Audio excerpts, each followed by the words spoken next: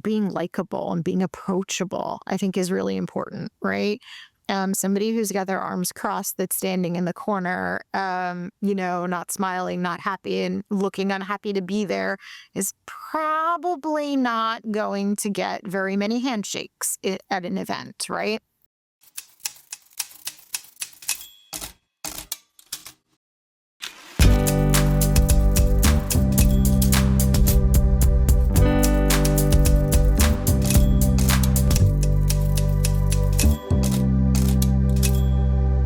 Hello, everybody, and welcome to yet another edition of VisibleThread's Optimized Podcast.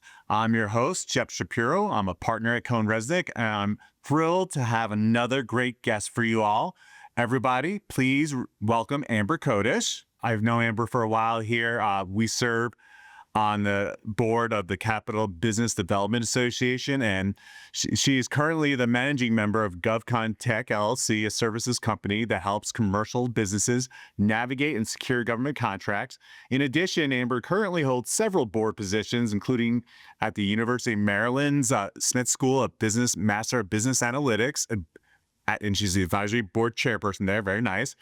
She's a Target AI board member and investor, Springboard Enterprises CEO mentor, as well as an Idea Village X entrepreneur mentor. So Amber is out there in the world of IT for sure, and she's the former CEO of a data science company. So Amber, before we get into the fun, I always want to hear from my guests, how the heck did you get in the government contracting? Because most of us, those who've been in this for, 20 plus years, usually didn't study to become GovCon professionals. So what's your story and how you got here?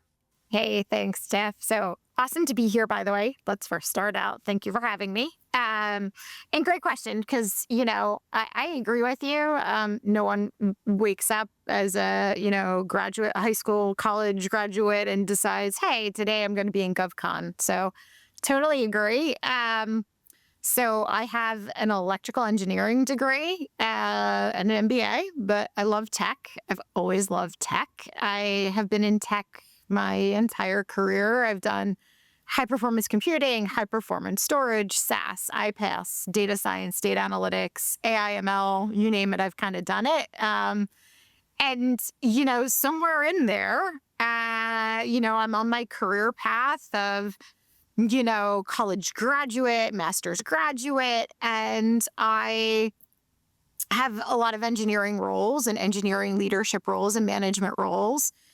And I'm supporting lots of customers. And all of the sudden, I start now supporting some federal customers. And I get a little bit of a chance to talk to some of them. And I hear about some of the missions that they give at a very high level when there's no clearance involved. But they give you this heartfelt, there are people on the line. There are real needs here that we are supporting, and sometimes people's lives are at stake. And that just honestly hit home for me in such a way that I forever at that point was like, how do I take my career now and pivot into just supporting GovCon? And from that point, I made some really great federal connections, and, a couple of customers came to the senior leadership at the time I was working for HP and said, if you don't move Amber into the federal team and if you don't make her some sort of senior level person, we're going to take our business elsewhere. And I was like, ooh, okay, wow. That's so exciting, right? But as much as I felt the impact of what they were doing, I then passed that along to my team, and we forever kept that in mind as we were supporting them. And I think, something in my career that I've always done is really focused on that customer satisfaction, that customer care. And that landed me the role within the GovCon space. And then, fast forward 20 plus years under our breath, right? Yeah, that's where I still land. Right. And I love it. Yeah. Yeah, same. I mean, for me, it's all about the mission, Yeah. and that's what's really kept me in this whole time. Whether it's an intel customer, defense customer, healthcare, it's all great missions. Making Yeah. sure our citizens, our war fighters, all the folks that our hard-earned taxpayer dollars are going towards, great Exactly. industry. So I Yeah. very Yeah. much feel what you're talking about. So Right. speaking, creating relationships, understanding the customer. I would love your perspective with all the changes going on. What is Amber advising? Yeah, we heard you're on all these boards. So Amber, what are you Right. hearing? What are Yes. people what are people talking to you about? Like, Yeah. what Yeah. are the So, biggest concerns you're hearing now?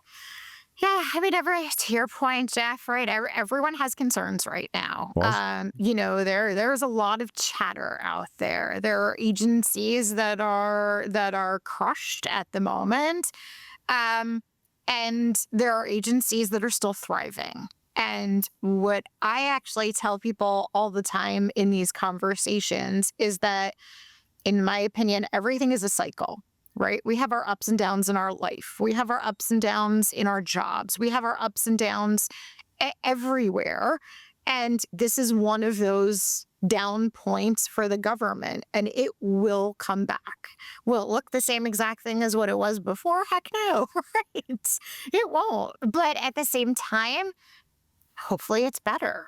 And so I do think it's a cycle. And I think that we're not saying right now with the fear in everyone's eyes, we're not saying that everything has stopped. There is still buying, there is still purchasing, there is still movement out there. And I think we all, pivot in different directions. So, when I worked for Boomi, it's a SaaS company that was owned by Dell Technologies, and our agency sponsor was USAID. So I had a ton of connections there. And yes, that agency is devastated right now on the tech side. Understood. But so for those folks that are still trying to support that agency, it really doesn't make sense right now. You have to be able to pivot and, areas to pivot to, right? So that's always the question. Where do I pivot to? Where do I look? Where do I go? And, my share with my teams and clients that I'm working with has been really focused around defense and DoD. They still have a lot of contracts and a lot of purchases and a lot of buying power right now. We are in a state where we want to protect our country. And we do have all of the political folks in place to support that. The other area that I do think is sort of key right now, and I do share with folks to start to pivot to, is homeland security. And as much as we all sort of, have to swallow through some of that, there is a lot at stake here, right? There's still protections of our borders. And so customs and border protection, really important. ICE is doing a lot of important work that some of us are excited over, some of us not excited over. And there is that controversy out there. However, the agency itself needs support. It needs technology support. It needs people resources, and there's a lot of other smaller agencies within there that I also think need support. I worked with the Office of Refugee and Resettlement. Now talk about something that pulls at your heartstrings, right? Oh But boy, yeah, sure. it's right. It's an agency that, people come, don't have anywhere to go and need bed space. And how do I allocate the right amount of bed space at the right location to be able to get people in and out and homed correctly? There's a narrative there that they need support for. So whether that's, caseworkers or technology or understanding how to plan and support for those efforts. And those are some of the target areas that I've, sort of asked folks to pivot to, because there's a lot that's in flux right now with a lot of other agencies, as I'm sure you've seen, right? Oh, yeah. So what I'm hearing you is just understand your core capabilities. It's one thing you've been in with certain customers, but look inwardly to say, hey, I'm really good at designing architecture. I'm really good at surveillance video stuff, Yes. sensing, Yes. whatever it is. Yeah. Yeah. Where else can I apply that? Exactly. Yeah. Yeah. Yeah. So you already have the past performances. You have the federal past performances. So how do you leverage that into something else that works well for That's your right. company? 100%. Yeah. And, to your point, it's really, that is an important characteristic that you brought up, right? Of understanding what you do well. What is your product or service, and how does it fit into the federal landscape? And that answer may be different now than what it was just a year ago or 6 months ago or 9 months ago, right? That may have changed. And all big companies, mid-sized companies, small companies, ones that are looking to just start to dip a toe into the federal world, they all have to sort of rework that plan, that go-to-market strategy of, finding what about your product or service is the real value, is where you stand out. It's where Mhm. you stand out from your competition, and, where you're unique. And now you have to take that same thing and pivot to, now where is the need, and where is the customers that really need this? And then take that and tailor it to those agencies. Yeah, I love it. Love it. And we've talked, I've talked on a previous podcast with Shauna, and she talked about, it's not just about federal agencies. You got to also look at all the work that's getting pushed down to state governments, local governments. I wouldn't sleep on that. I read an article the other day, yes, states are trying to do their own doging. Right. We'll see Right. where that goes.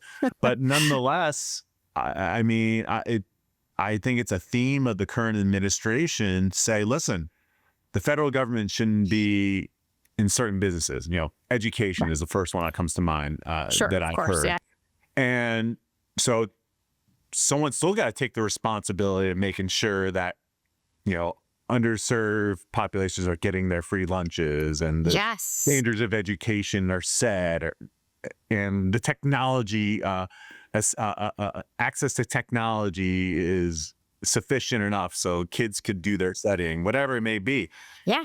So it's just going to be at a different level. So Right. I don't know, you give any insight into that kind of approach and how you Yeah. do that? Yeah, absolutely. Yeah, it's funny. I was on a call yesterday with a VP of federal, and we had this same conversation, Okay. right? And she had asked, what, I love the defense industry. You're right, that's wonderful, but I don't have the right compliances, so I can't go there.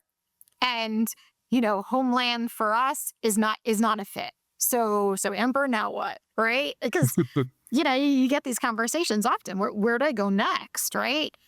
And I had the same conversation around, there's a lot of federal missions that are now getting pushed down to the states, to state and local. And, let's start identifying some of those states, and how do we get into them, and what contract vehicles do they use, and why would we pick those states, right? And I can sort of give you my sort of top 4 states, right, that I've always shared with people that I think are not necessarily easy to get into, but very technology focused, Okay. and that are excited over new, unique ways to improve efficiency, transform, really just make an impact to them. And so, we just had this conversation, right? So I'm happy to share, but, we talked Yes. about Texas, right? Right. Texas, they purchase off of Texas DIR, and they are a really strong technology-focused state. And they always have been, and this just gives them sort of more empowerment. North Carolina purchases off of NC 204X, and yes, I'm pulling this off of my head, but only because I just talked about it yesterday. Jeff, I totally would not have had that. So they purchase off of NC 204X. It's a great contract vehicle, something that, again, very heavy tech focus, and they look for, strong improvements. Two other states that I usually sort of throw out there as sort of beginner states to start with are Florida and California. And again, very focused on technology states. Larger states, larger funded states, right? I will say I caution people to start with New York. That would be on my no thank you list for a little while. Their compliance is very heavy. Their paperwork is very heavy. And yes, their funding is significant, but it will take a very long time to get through that process. Once you're in, celebrate, enjoy, crack open a bottle of champagne. That's wonderful, but it takes a very long time. And so, for especially those that are looking to pivot and need something quick, need some sort of quick wins in there, New York is not one that I sort of get excited about. Interesting. So this is my knowledge of state procurement is not very much. And Sure. is someone like New York, can you become a subcontractor to someone who's in there? Is that a way to start figuring out how to deal with those, let's call them difficult states? Right. Or you still have the same kind of compliance challenges? You're still going to have a Relative to those hurdles. Yeah, you're still Interesting. right. Okay. And to your point, from a federal perspective, I love the prime sub relationship, right? And to your point earlier, you had mentioned, well, if you have past performance, right? And we talked a little bit about that. But what if you have no past performance, right? And so now you're talking, okay, prime sub, that's a target. Right. That's somewhere you have to live in. And I love that world. But yeah, not so much in New York. Interesting. Okay. I throwing out ideas because I like I love say, it. I know what I know and I know what I don't know. And that's why we're here doing these podcasts. We can learn more together. I love it. No, that lots of great perspective. I agree. And not only state and local, but also just other nonprofits, global or local nonprofits, that are still hanging in there. Yeah, those are probably, it's a vicious circle that, if their funding was cut off by some of these grants, maybe those opportunities aren't as big, but there's some funded by private foundations still. So open up your lenses, I think, what we're both trying to convey here. And when pivoting, don't just think federal, only federal. And heck, we'll get to this later, go commercial. What are you doing that could help out on the commercial side? And we're going to see the government move a lot more to commercial buying. The skidding of the FAR, getting rid of all these requirements is all pointing to, let's just do universal commercial code, regular day-to-day buying. And so it'll be intriguing to see where that goes. All right. So before we go there, let's keep on the theme of pivoting, uncertainty.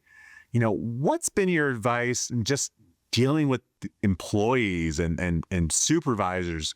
How, what's your advice to the CFOs, the CEOs, COOs who are listening to this? Yeah. Heck, I don't know if my contract is going to end tomorrow, next week, next month. Am I going to get dozed? That's the new verb of du jour. I know. So, what's your advice on how to manage through this sort of, I'll call it a crisis to an extent, or, how do you best deal with this? Yeah. So, I think from a leadership perspective, right? So I've held a lot of leadership roles. There's a CEO, a COO, senior VP, VP, right? Like large business units, small companies, right? Um, and they're all dealing with it, right? Across that board. Large company, small company, all affected. From a, senior level C-suite person all the way down to an individual contributor, where everyone is affected. Everyone has those sort of same feelings. So the real question is, as a leader, how do you deal with that? And, I am one for, I'm a very compassionate leader. I do feel other people's emotions, and I do want to hear what's on people's minds and really relate to those feelings that they're having. And I do believe in being truthful. I do believe that, trust is built from sharing the truth and seeing each other's vulnerabilities, right? But I'll share the giant but in there. It has to be constructively done to the point at which you are not a doomsday person, Yeah. I love right? it. That Keep the going. walls aren't closing in, but that, yes, we're all worried. However, as a leader, you have to come up with a new direction, which is what you and I just talked about, that pivot, that, the same old way isn't going to work. And now we need to be innovative and change. And yes, those are scary words for people. I get it. But at the same time, that's what's going to lead to success is that pivot, right? That you and I just talked about, is that understanding of the changes that are happening, whether it's, to your point on the, FAR and DFAR and all these changes that are happening, or the doging that's happening, or, all of these areas. Yes, it's impacted all of them. But at the same time, you want to talk to your team and understand their feelings and share your own concerns. But at the same time, change that conversation to be, now we have the opportunity to, and fill in that blank, innovate, transform, really support the Doge's mission, right? They want better efficiency, right? Let's do that. Let's get our technology or our products or our services out there, because we're going to do good for the federal government and we're going to support their effort. And then to your point, maybe we switch to commercial, who knows? But at the same time, right? Like, you want to give people that light at the end of the tunnel, that path that you want to lead towards. And so, it's one of those like mixed feelings for me, because you can't go down the path too much of that compassion and honesty and truth, because you really need to tie it really quickly back into, but here's our direction and here's where we are headed. And let's look at this positively, right? I was on a call a couple of days ago with a gentleman who was a senior VP at a hardware tech company that I'm sure lots of people would know, so I'm not going to say the name of. Okay. And, we're just chatting off the cuff, right? Like, Amber, here's the situation. And, the world is coming to an end, was the conversation, right? Like, it was, I built a business plan. And now what, right? It's not coming true. And I expected to do all these great things, and now I can't. And what is there left, right? And, I look at it and I hear him and I understand it and I felt for him. But at the same time, I am definitely that, kitty city folk of, turn that frown upside down. And let's talk about like the positives. Let's talk about where we're headed, right? Let's talk about where you can pivot to and how you can achieve your goals in this new world. And I'm hoping that it worked. I can't honestly tell you until I chat with them again, but I do. That is just my way of leading, right? And maybe it's the electrical engineer side, but I always want to solve a problem, Right. Right. Right. right? Like I always want to come up with solutions and solve problems, and you know that from working together with Capital Business Development Association, right? Yes, there's problems. I want to come in with ideas and problem solve. So for me. That would be the advice that I would give to the Yeah. C-suite. Yeah. Leading with empathy. I love it. Yeah. And just understanding that this isn't hard for us as the leaders of our Yeah, organizations, but it's the people in the front lines who are doing the day-to-day job that are, they go into exactly. the office, they're seeing their federal employees get cut, and hmm they're in tears, they're leaving their office. I mean, it's just different. It's a weird, maybe not the right word is weird, but it's, people living in fear. Yeah. It's unusual. And so recognizing that up front and then leading with a strategy, it's like, all right, we can be sad, we can be Yeah. fearful, but we need to have a plan because, what if this doesn't work out the way it does? But I just want to let you know, we're also thinking about these other 12 things as how we're going to follow up. I love it. So Yeah. speaking, It's awesome. so let's continue that. So we're leading the people. We need to figure out what that next thing is. We talked about finding, other agencies, federal, state, local. Talk about networking and how you approach networking, how you advise people on how to network. A lot of us don't love the large groups of people. Right. Right. Some people had embraced the virtual networking thanks to COVID. Yes. I don't know. I would love to hear your viewpoint on the importance of networking and how that brings success for gaining more business, particularly in the federal contracting Yeah. sector. I mean, so Jeff, you hit it earlier when you talked about, partnerships, prime sub, when you talked about some of the pivots that are happening here, all 100% necessary to do. Um, and and networking is the best way to do that. So, I kind of have a little bit of a philosophy on networking. I do know there's a lot of people who love it. I know I'm one of them. Sorry. Yes, I No, I know you do. are. That's I why I do. I asked you. love it. This is why you're here being my Whew. guest to talk about it. Yeah, I do love it. I do enjoy it. I like meeting new people, and I like, just getting to know more people. And you never know. You never know what you're going to find, right? You never Right. know what's going to work or how you're going to connect with someone. And I find it exciting.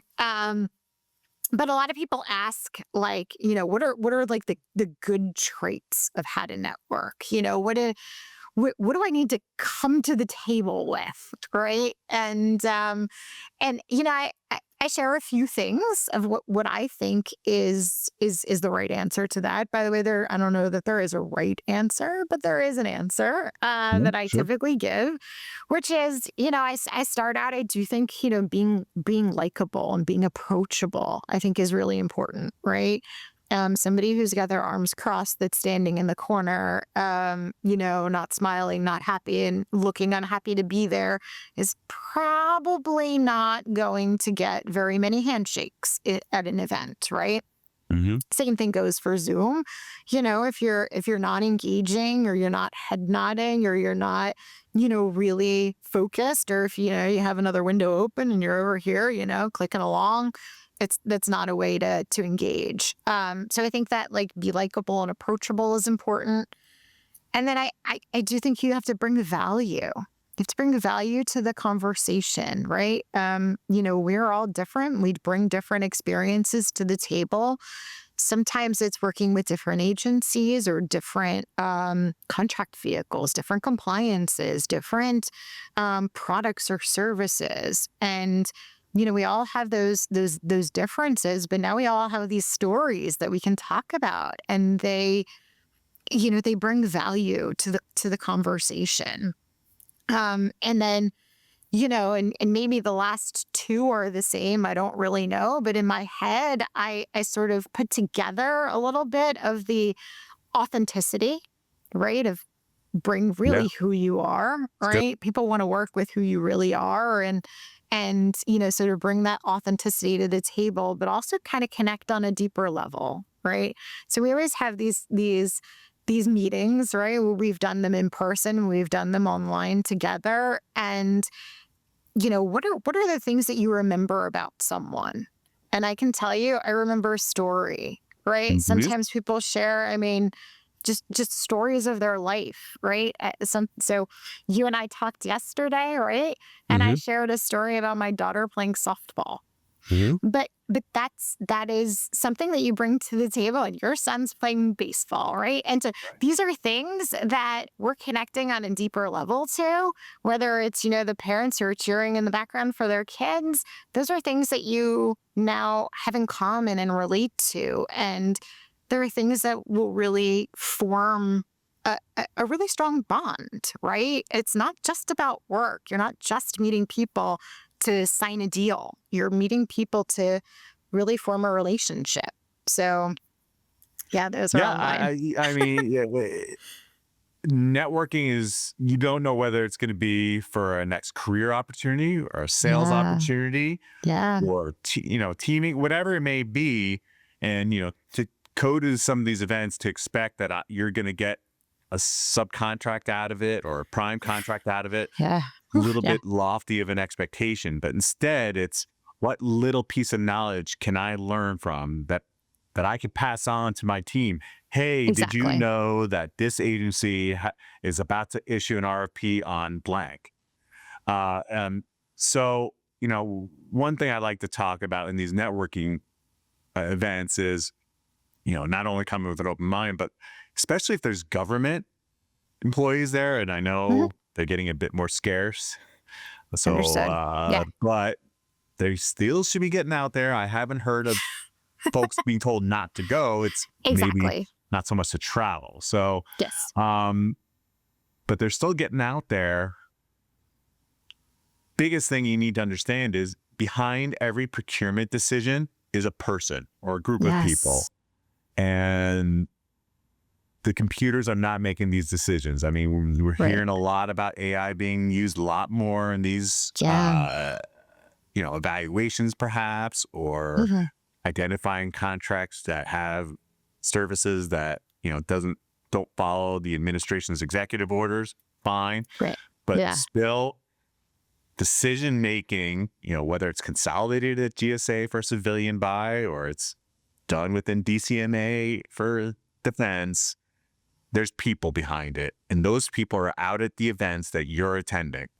And Exactly. so making that connection, hey, have you heard of ABC company before? No, I haven't. Exactly. What do they do? Right. So, yes, a lot of market research is the result of a chat GBT input or Google Yeah. search and that kind of stuff. But what really lasts, to your point, Amber, is Mhm. that little anecdote. Be like, oh yeah, I remember Amber talking about her kids Right. and Right. what they've been up to, and like, I wonder, I want to look up what did they do a little bit more. That's all it takes. Exactly. Yeah. And you see them again in their proposals, key personnel, and be like, oh, I really like talking about a person. I would love the opportunity to work with them. It's Yeah. people behind it. And I love that, Jeff. yeah, That's awesome. so Yeah. as the host, sorry, that's something I feel a little No, bit no, no. passionate Yeah, I about. I want to fully agree. interject. Yeah. I mean, yeah. How many times have we had those repeat customers, right? Like, I can tell you there's a gentleman that used to work at one agency that used to purchase from me. And then, he switched to a different agency and I switched companies. So now the two of us are switching and we Uh-huh. still came back together and he was still a customer of mine. And then, by the way, I switched again and he was still a customer of mine. So it was like, to your point, like you start to build a relationship with them and trust and it goes a long way. Yeah, you're spot on. Absolutely. Love it. Love it. So Yeah. Can you give folks advice on trying to find the right places to network? And, what I said from the top, I know Yeah. we're a little bit biased, both being on the board of the Capital Business Development No, but Association, but that's okay. we Right. recognize that not everyone here is necessarily a business Yeah, developer or an owner of their company, which definitely. is typically what we Yeah. see at CBDA as being Yeah. medium to small businesses who want to figure out needs and leads is what we talk about. But Yeah. on this podcast, I want to be informative and recognize there are tons of different organizations out there, and we love working with them Exactly. through CBDA. But Amber and I both are involved in a number of different places to, again, Yes. find new Yeah. people, find new things. I mean, the opportunity. So how do you find the right places to go, Amber? What have Yeah. you done? It's up Yeah. to you. You Yeah. can drop names or not, but either way, Yeah. like, how do you find that right fit for you to figure Yeah. out what your business can do next, so to speak? I think so. Yeah. I mean, I think that there is a question of personality in this, It's fair. right? And so, is networking sort of your thing, your jam, or not? Mhm. So you kind of have to decide that, and that will help guide you. Some places where you go for an in-person event, they ask everybody to introduce themselves and to give you that opportunity and that spotlight. A lot of people may not really appreciate that and would really Sure. like more of the one-on-one. So I think you have to sort of identify the type of person you are and where you're most comfortable. And also basically whether that's online or in person. There are, to your point, after COVID, right? There's a lot of opportunity to do virtual happy hours and to do, virtual breakfasts and, lots of opportunity in there to do virtual. And it's the same thing. You have to still be likable and be authentic and be yourself and engage with folks, even if you're online. But sometimes people may feel a little bit more comfortable doing that than being in person. I understand that. So I think you have to sort of decide, in those buckets of where you fit and then kind of decide from there. I mean, I've had a lot of folks ask, where do I start in just generally networking? How do I build my network? Right. And maybe it's at one of these events, right? I like the events. I really enjoy it. I like meeting people face to face and shaking hands and, exchanging business cards and all of that. And I like hearing, their stories, and you get a little bit more time face to face with meeting folks. But at the same time, lots of people don't. So where do I start? Right. And I always, my recommendation is start small. Do not overwhelm yourself with building a network, right? There's people that have, 4,000, 5,000, 10,000 followers on LinkedIn. That did not happen overnight, right? It takes time to build, and it takes time to get to that point. And you don't want empty connections, right? You don't want ones that, I see you're linked to Amber Kodish on LinkedIn. How do you know her? And the answer be, I don't know. No idea how it happened, right? I don't know, right? I'm not even sure I know her, right? You don't want those connections. So, my suggestion is to, reach out and connect with 10 people.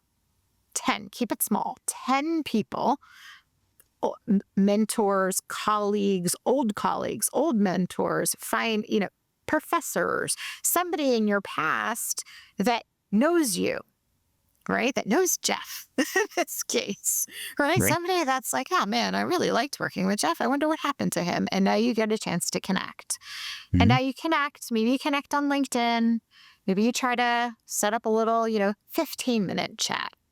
Hey, great to catch up with you. Let's talk about old times. Let's talk about, how's your family doing? How are your parents? How are your kids? Get a little bit of a chance to, again, be authentic and connect on that deeper level. And now you're a little bit more top of mind, right? Oh, I just talked to a guy the other day that, yeah, he'd be really good at this. you're not necessarily asking for a job or asking for a contract or asking for a partnership. You're just building the connection. And then, again, I would attend an in-person event or virtual event every week. So pick 10 people a week, pick one event, whether it's virtual or in person. And now the real step that everyone forgets is the follow-up. Got it. That's right? That one step everyone forgets. I connected with, 10 people. Check. I even reached out to them and tried to set up some meetings. That was awesome.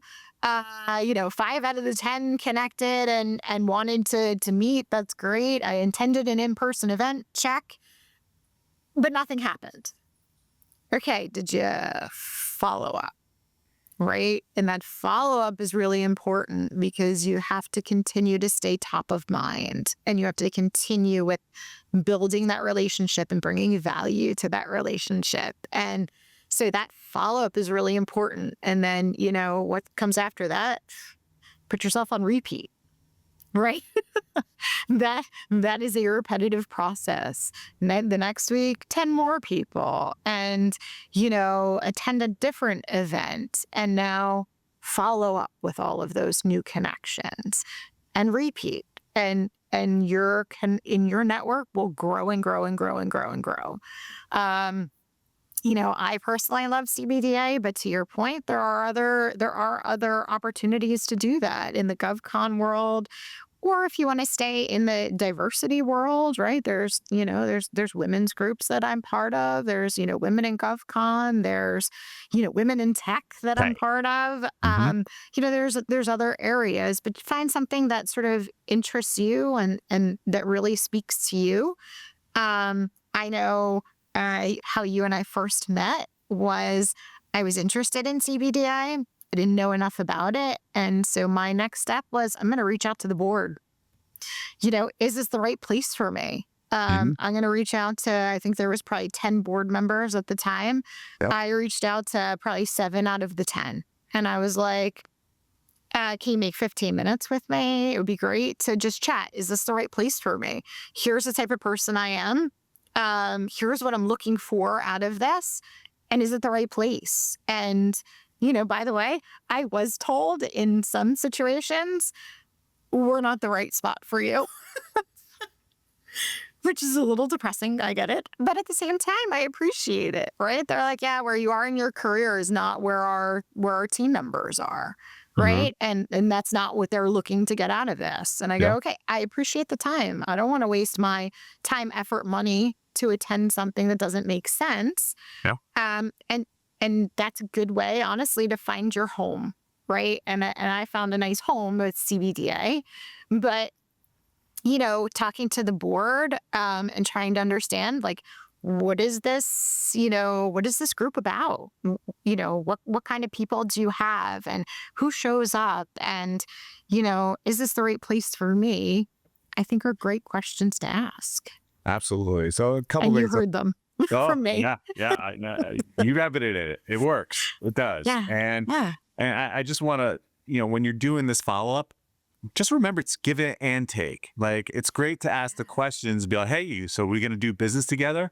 Right. Don't just ask that. Also ask, hey, is there someone I can introduce you from my network that can help you out? I love it. So just keep that in mind. I think it's very easy when you get into this, you get very eager that you want to collect the information, you want to collect the business cards, you want to find out the next opportunity. But like, does that person want to stay in touch with you if you're just going to be that needy person? So just keep that in mind and not overthink it, but just remember, if you're taking a bunch, just remember to give it back. A little bit of karma, right? Exactly. I think goes a long way. And one other thing that we didn't bring up, like, local conferences and lunches, that could be industry focused. There's so many space symposiums out there, for instance. Like, go out and go walk the exhibit hall and be like, hey, what associations are you involved with? Right. What is that?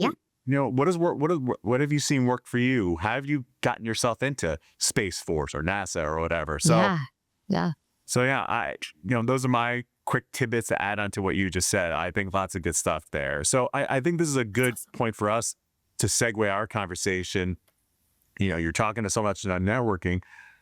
There are a lot of commercial companies out there that are itching to get in. They see the shift to the government to reduce the compliance burdens, hopefully not put people like me out of a job, but that's okay. We'll just, again, I need to pivot. How do I help these companies become more commercial, right? Anyways. Right. So how do these commercial companies sell to government? Why is it now appealing? So where do you tell them to start, Amber? Yeah.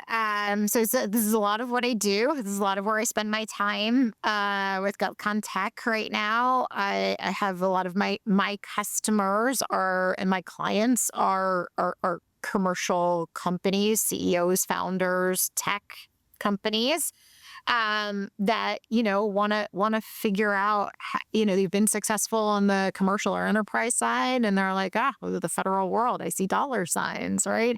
And even in this unsteady space, they're like, there's still money, right? There's Plenty of money. This is still a white space for me. And I want to understand it better. And, even if now is not the exact right time, how do I even start? Right.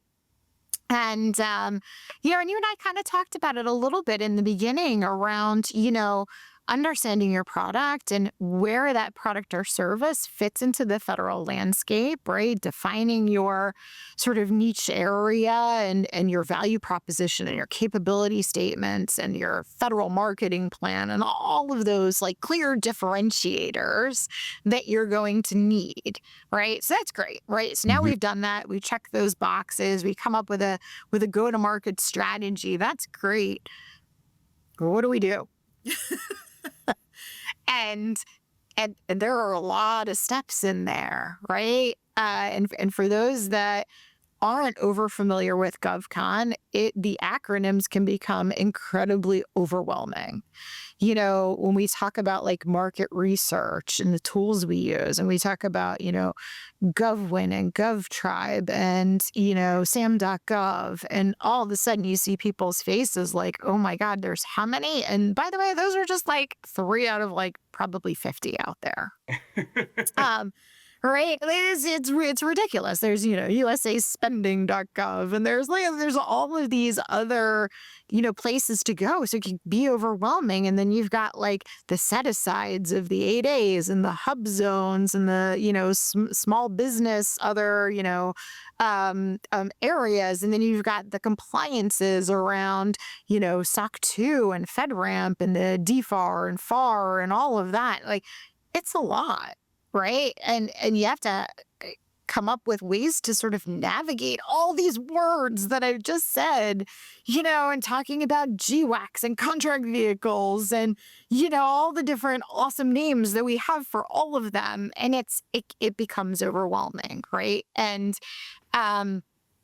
that's a lot to learn, right? It's a lot to learn to just start out learning. And so I try to sort of guide people through that process, because really what I think, sort of boiling the ocean is not an option. So we've got to really just target, right? Really, really focus on, what are your characteristics of what you're selling and how do they fit into the federal world? And you have to be able to pinpoint and focus on certain agencies, certain areas. There can't be hundreds of them. There has to be your top 3, top 5, right? Yeah. Now we get really focused, and we get into, tailoring your pitch and your differentiators for that agency. Help them solve their problem. Help them, each of them has their own unique problem. How are you helping to solve that? You're coming in with a solution to their problem. Again, a little bit of my engineering side, I get that. But, very much like that, solve their problem sort of focus in my opinion. And you're positioning yourself as their solution to their problem. And so, we talk a lot about that. We talk a lot about, recognizing you may be perfect for certain agencies, but you don't have the right compliances for it. So those become a big red X because the amount of time and effort to get to those compliances and money involved in getting through some of those compliances is too long to market for you. It doesn't really make sense right now. And, pivot, right? This is our pivot time. And so, we kind of talk through that. So it has to fit not just your solution and what makes sense for those agencies and their compliances. There has to be that success, that path to success, right? So whether that's understanding, is that agency really focused on RFPs? Can you get in early through that process? The chances of winning an RFP by just submitting a proposal is not very good, right? But to your point earlier, building those relationships with people, them knowing you, them knowing who you are ahead of time, and in some of those winning cases, you're helping the customer to even write that RFP, which are my favorite moments in time, by the way. Very key. Very key. Right. Like that is the win, right? You're helping them put in requirements in there that you and only you know you can meet. Whew, right. Yes. Slam dunk. Ghosting you're ghosting your competitors. That's what you're getting at right there. Exactly. So, but understanding all of that is really important. Understanding, the sales cycle, right? Commercial world, their sales cycle, so much faster than our federal sales cycle. And maybe some of that will change with the doging that's happening, right? Who knows? But for now, our sales cycle is long. Our contract vehicles are complicated. Kind of understanding those paths to success. You and I talked about like those, prime subs. Awesome, right? My other sort of favorite way to get in to certain agencies is pilots or micro purchases. Love it. And those are like my jam. I can tell you, I've done them like practically every agency I've worked with, where I'm like, just try it. It's no sweat off my back. It's no sweat off your back. Just try it. It will be life changing, right? But just try the tech. And it's really hard to say no to something that is free or almost free or really, really, really discounted. Something you can buy with a credit card. Yep. Yeah. Exactly. Right. Yes. Right. Yeah. And so, it's really hard for them to say no. If you're really confident in your product and in your support, super important there, then do it. Right. It makes sense. And sometimes those customers can't necessarily purchase. They love it. Maybe they appreciate it. They love it. It's wonderful for them, but they don't have the money. Okay, next step in that conversation is who can we talk to together at maybe another agency or maybe within the same agency, just, different funding levels, different groups within that agency that might have the need. And you'd be surprised at how quickly that works. So for me, that's definitely one of the areas, even with like a lot of these these clients that I have that are looking to like sort of dip that toe into the federal world, and I give them this idea of doing an unpaid pilot or a micro purchase, right, under 10K type opportunity. And they're like, that's going to work. And I'm like, yeah, yes, it will. More than likely. Yes. I mean, if you do a good job on your side. Yes, I can't do the delivery for you, but assuming. Exactly. Right. But assuming you're confident in your tech and you're confident in your support, yeah, to me, it's a win-win. And that's how you get on the other side of that RFP process, right? That's how you get on the other side of helping them write it. They've already seen it. They've liked it. It fits into their environment. It transforms. It improves. It, really improves their efficiency, right? Let's doge it out, right? Then wonderful. That's great. And now they'll look to purchase it, right? So yeah, those are some of my strategies and some of the things that I like to share. How do you figure out which agency to go to? Do you have certain tools that you point people towards to try to figure out where the needs are?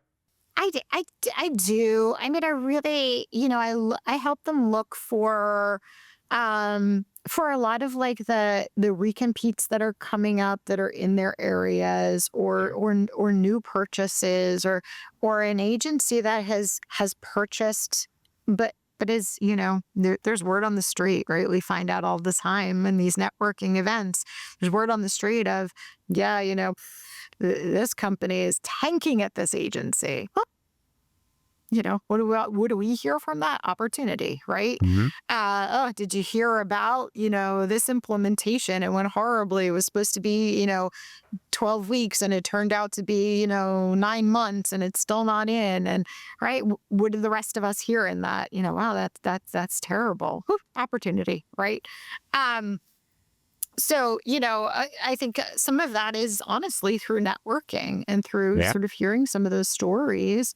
And then to your point, yeah, I mean, there's definitely like just understanding, previous trends. And, there's like gosh, I forget what it's called. It's like the FPDS. FPDS, which is now on Yeah. SAM. Yep. Thank you. Yep. Thank you. Yep. Thank you. Yeah. Thank There you. you Yeah. go. See, Right. the acronym soup doesn't fail. Right. Yeah, but it's, just try to look at, what are some of the other procurements? How much were they? When were they? Yep. And there's a lot out there, right? Yeah. There's a lot out. Yeah. I'm a big proponent of USA Spending.gov. You briefly mentioned that one before. Yeah. And, federal spending by agency by product may not be quite as predictable as it once was. Yeah. But at least you can still look into history, who's been getting those contracts, what the products, what the services were bought. And then at these networking events, at these industry days, we didn't even say that term yet. Right. Yes. We'd show up and be like, hey, DHS, within Customs and Borders, you purchased $3.7 billion, I'm making the number up, in IT services. Right. Yes. What is that number? Is that still being procured out of your agency? Are you still looking for cyber? Are you still looking for architecture? Whatever it may be. And so getting, you gotta be asked smart questions given the information that is public and available at your fingertips. And some of the answer may be, what? If we had to shift that over to GSA, and okay, good to know. Another data point. And so you got to continue working with your network of experts and others who understand the community and the ecosystem well. So GovCon is a team sport. Not one person knows it all. Oh, I 100% agree. And, it's funny because I've been here, 20 plus years, so I'm definitely not new to it. But I will tell you, I learn stuff all the time. Same. And it's part of the thing that I love about this world, right? That it's ever changing. Now more than ever, but it's ever changing. There's so much to learn. And, within every agency, things are different, right? And processes are different, people are different. And, there's a lot out there of information where, each of us has our own experiences that we can share. And, collectively, we know a lot. But individually, we know a good amount in certain areas, right? Yeah. But to your point, we have to be a partner in this. Love it. So for these commercial companies, are you telling them, hey, you better hurry up and get a GSA contract? Is that part of your strategy? You didn't mention that. So I wonder, I just want to specifically ask that. Okay. Yeah. It's not, it depends on which agency they're targeting, honestly. And my fast strategy to get onto a GSA contract, by the way, is through Carasoft. So I'll share my secret out with everyone. Okay. Good. But they're just a great partner in general, and it's just an easy process to do, which is great. But no, we're not jumping straight to it. Depending on what agency and how we want to sort of tackle the situation. GSA is not necessarily the answer to everything at the moment. Not yet. That's right? fair. Could be. That's fair. But it's definitely worth monitoring to see where that goes. It definitely is. Yeah. So yeah, There, I hear you. I mean, you're right. More is being added to GSA more than ever. So I definitely see that trend. But yeah, no, I haven't gotten there yet. Okay. How about SBIRs? Have you played in that world at all? A little bit, a little Okay. bit. They are nice wins for someone with no past performance. Hmm. There is a definite opportunity where you can tailor what you do and the type of work you have very easily. That you've done either in the commercial or enterprise or some other space, some other vertical that you can tailor and win, a SBIR. And I think that that's great. But I haven't really done too much with it, honestly. Okay. Yeah. I mean, and it's a space that I've touched on myself in my career, and it you got an idea, you see a topic put out by the Yeah, Air Force, the Army, all these folks that exactly. have Yeah. SBIRs, and let's Yeah. not talk about DoD. NIH has a ton of them, Yeah. and hey, I've got this idea of a new way to deliver certain types of medicine. I don't know what it may be. Yeah. It's Sure. like, so you Right. look for that topic area, be like, ooh, I think I can get some free money Right. for this new thing I'm trying to develop. The same thing on Exactly. grants. I mean, Yeah. yes, Yeah. there's a lot of cuts to grants going on right now, but they're not all gone. They're not all So, gone. but Yeah. you Yeah. gotta do some homework. And so, contracts aren't what that's my quick spiel on this is, contracts aren't the only source of federal funding. Agreed. SBIR, grants. We haven't talked about OTAs, the other transaction authorities. Yeah. You're trying Yeah. to build a prototype. That's right. I mean, you can do some business with the government and still be eligible for an OTA.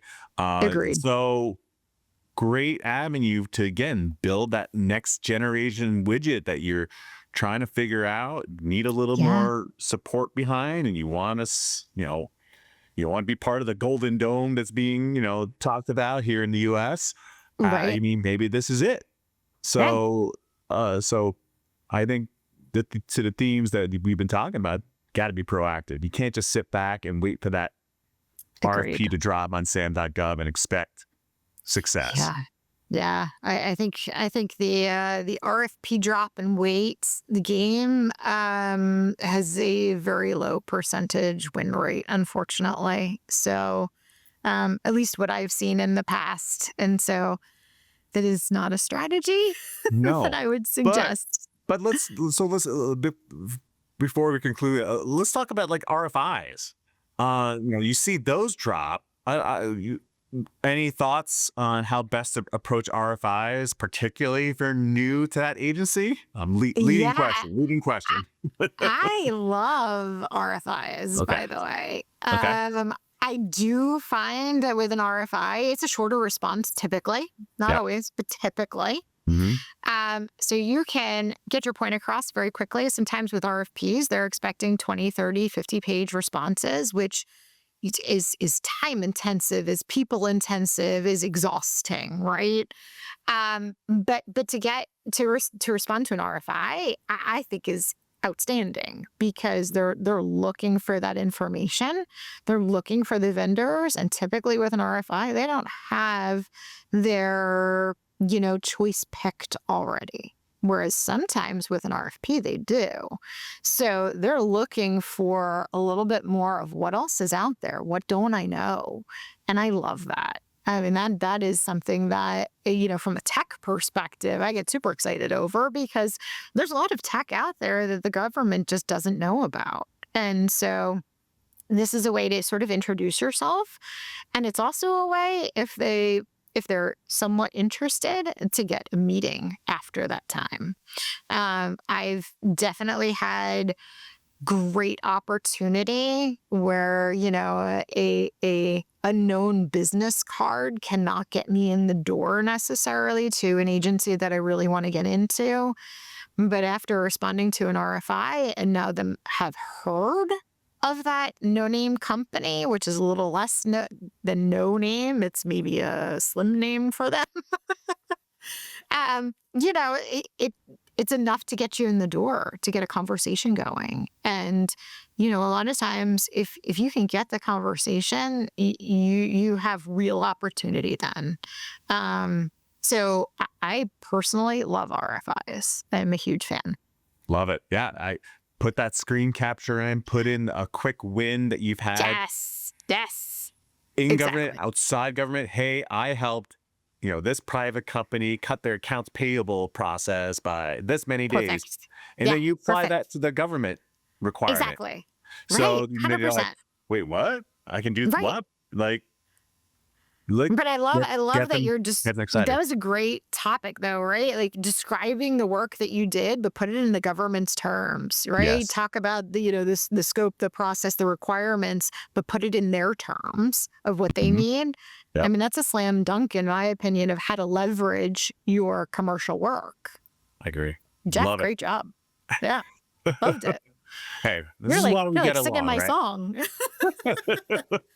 Well, Amber, this has been a true treat. We talk a lot about the need to be proactive and to get out there, talk to people, know that, winning your first federal contract or your 1,000th federal contract, none of it is automatic. You got to work for it. You got to know the right people. It's a people business. You got to, work with the right, friends, network. Understand who the players are, know what the agency is all about. Don't walk into a meeting with an agency without having a clue what they do for a living. Ooh, that's 100%. A big pet peeve. But just get out there. Find the networking group that works for you. I love that point you made earlier, Amber. Is it in person? Is it virtual? Yeah. Is it a large group? Is it a small group? Find your people. Whether you work in business development, finance, proposal writing, you'll find your people out there. Lots of conferences, lots of local events, and there's going to be something out there. And you got to work for it, and just know that this is a people business. Whatever that's being bought, it's all about the people. And yes, the solutions are great, and having the right technologies and past performances are all key components, but ultimately it comes down to, having a relationship goes a long way. Agreed. Any other takeaways you got from this, Amber? I think this was an awesome discussion. Jeff, it's always a pleasure chatting with you. So I do feel like this was just a natural conversation between, two awesome people. I love it. Love it. Hey, listen, for those listening in, please give us feedback. Link in with Amber, link in with me. Let us know what you think of today's episode. We'd love to hear your feedback. We can continue the conversation. If something hits hard here, let us know, and maybe we'll do some a follow-up discussion on a topic you're interested in. Amber, thank you for joining us. This has been a true pleasure. Let's keep fighting this good fight together. Definitely. Hey, thanks, Jeff. Really appreciate it. Thanks for listening, everybody.